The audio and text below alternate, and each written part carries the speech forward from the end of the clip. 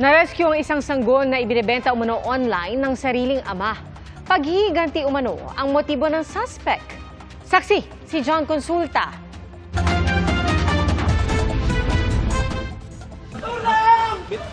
Process na. Ginamit pang human shield ng lalaking ito ang kanyang anak sa high-traffic operation ng NBI Special Task Force.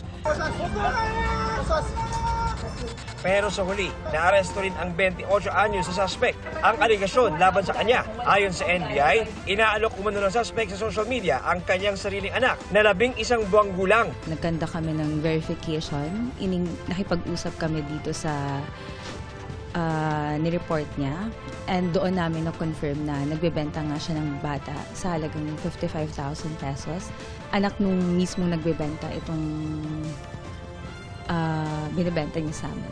Ang motibo, paghihiganti umano sa kanyang kinakasama na ayaw na raw makipagbalikan sa kanya. Naaraw sa patong-patong na reklamo ang suspect na sinusubukan pa namin kuhanan ng pahayag.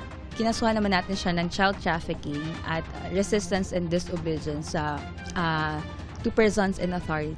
Itinurn over na sa DSWD ang na-rescue na sanggol. Para sa GMA Integrated News, ako si John Consulta, ang inyong saksi.